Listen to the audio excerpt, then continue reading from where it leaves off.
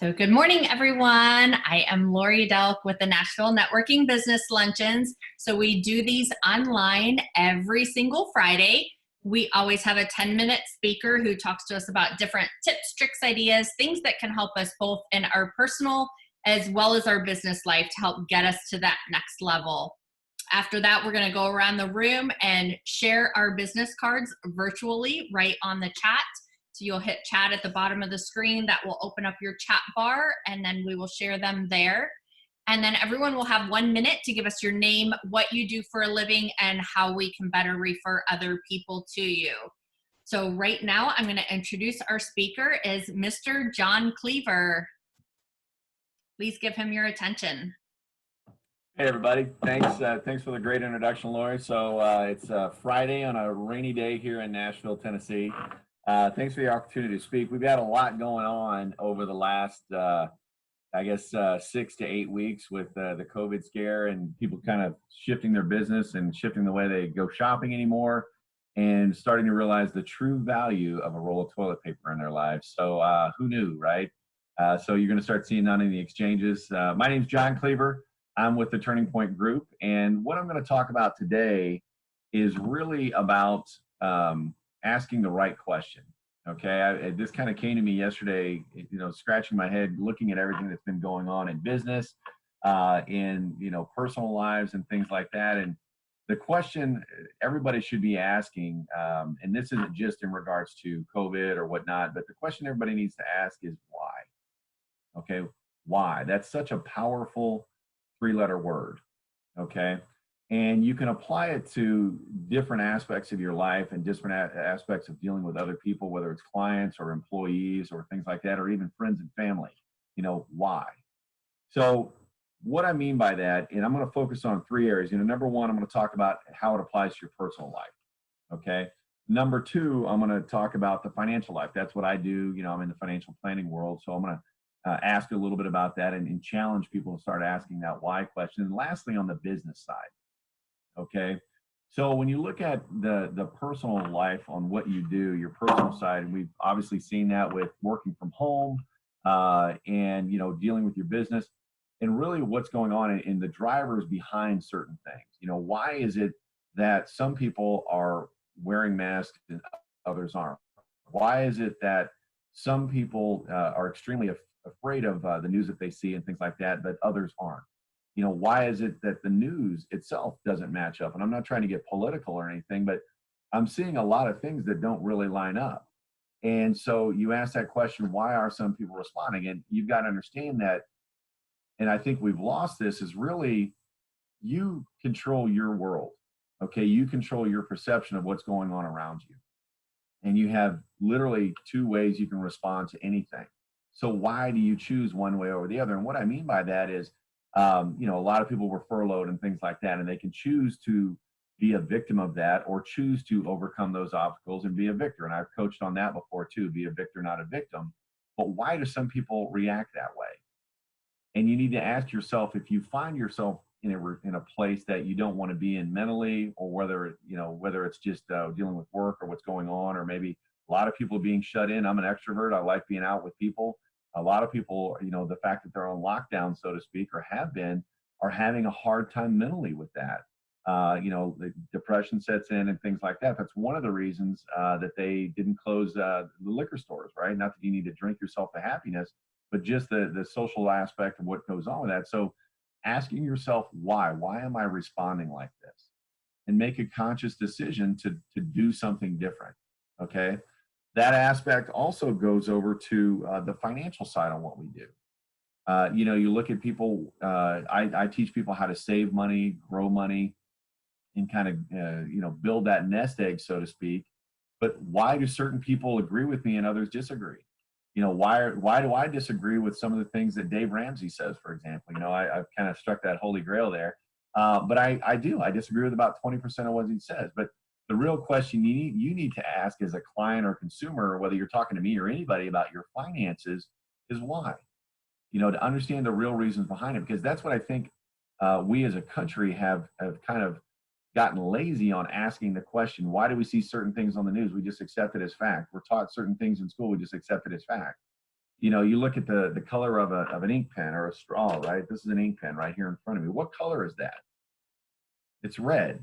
Well, it could be, or it could be rojo. If I'm coming at it from a Hispanic point of view, it's all in what we're taught and how we're taught to disseminate and receive information. So, asking yourself, why do I allow myself? Why do I consistently stay challenged with money? Why am I okay with that? Why have I accepted that as fact when in fact it's not? You can always do something about it.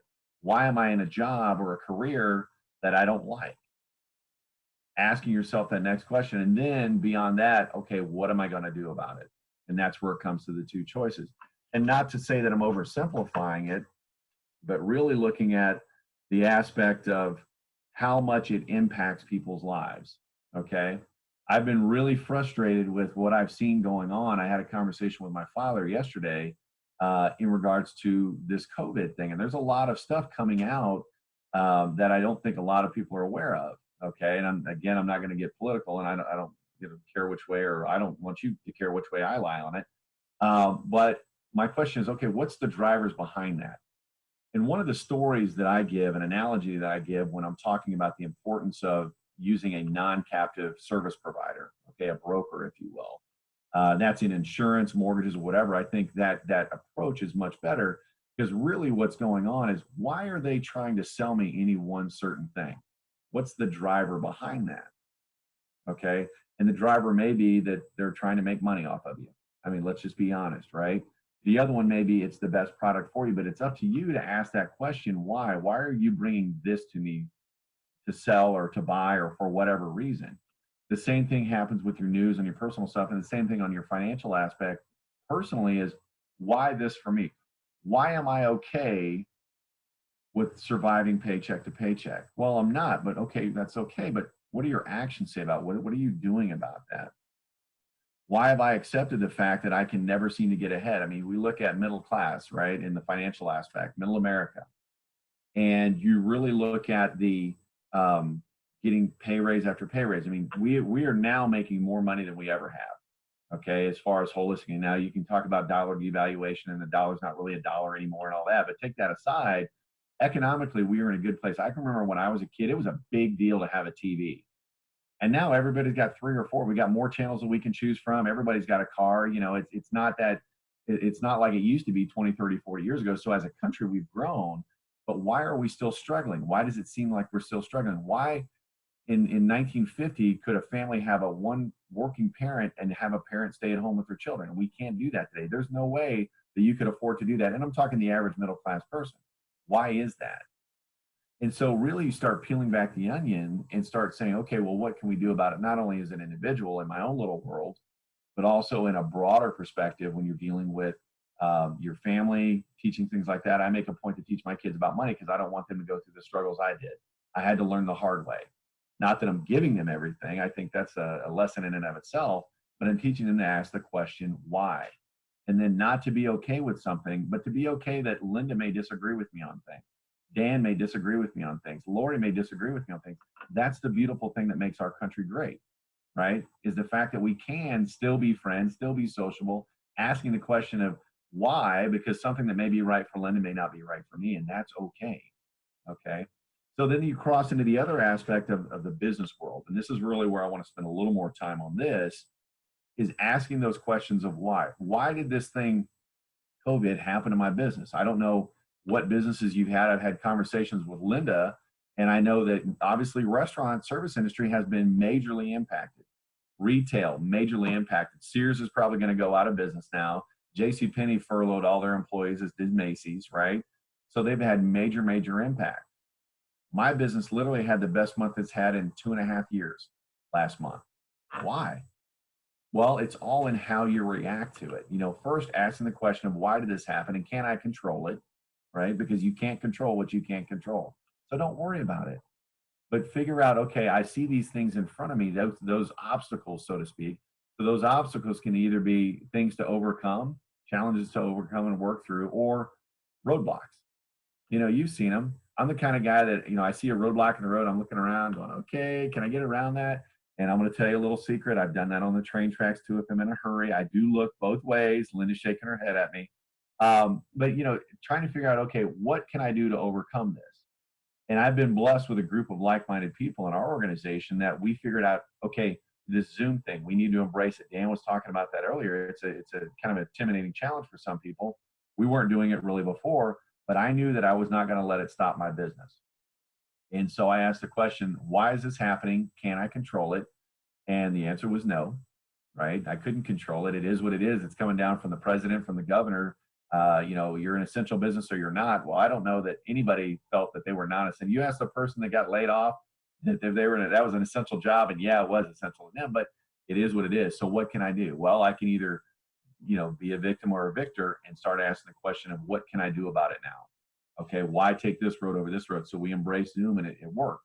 And you can do those things too. So, kind of pulling back at that 50,000 foot level and getting off the COVID story is looking at your business as a whole. What happened between last year and this year? Because I've always been raised in the business world about two things. One, you're either growing or dying. Okay, you're either growing or dying. There is no stagnant. There is no staying still. You cannot stay status quo. If you think you can, what's really going on is you're being passed up and you just aren't aware of it. So why am I okay with that, and what can I do about it? Why are some companies succeeding and mine aren't? And that's a hard pill to swallow, especially, I'm an A-type personality, and it's hard to admit that somebody else knows more than you do. And what I've found in my 50 years is there are a lot of people out there that know more than I, and I've learned to get okay with it. But why are they succeeding and I'm not? And start evaluating and doing a comparison on your business versus theirs. What are they doing? It may not be in the exact industry, but if it's in sales, if it's in direct B2B marketing or things like that, what are they doing? I had a great conversation with an Edward Jones guy who reached out to me who's been struggling. And he's been with the company for a couple of years. And he's like, John, you seem to be doing great. I see you on social media and things like that.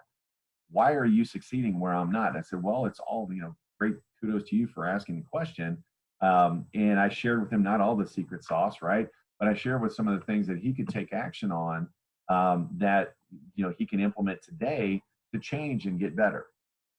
And so that's really one of the questions and things I wanted to bring up. And, as I close up, I don't have a succinct message on the why, other than you need to constantly be asking it. And it's not a negative. And if somebody asks you as a salesperson, or, if you're in B2B or it's your company, they ask you why, all that means is I'm very interested, but I want to learn more. Okay. It's not a negative. And you've got to ask yourself the why. And why am I okay with the way things are today? And why are some people doing better than I am? And then that's where you start making that bird's eye list and start taking action and creating action items and be okay with it. So that's my conversation for today. It was a little shorter today, but again, I had this epiphany yesterday on the why. Why are things happening? Why are some succeeding and why others aren't? And why do I need that new car when my car that I have currently works perfectly well? So that was my personal flavor for the day. So again, John Cleaver, Turning Point Group. Lori, thank you for the opportunity. Awesome. Thank you so much. So everybody who's watching us online or on the replay, you can join us next time every single Friday, Nashville Networking Business Luncheon.com. We have different speakers every week who talk to us about different tips, tricks, ideas, things that can help us both in our personal and our business life, just like you saw today with Mr. John Cleaver. Thank you so much. We'll catch you next time.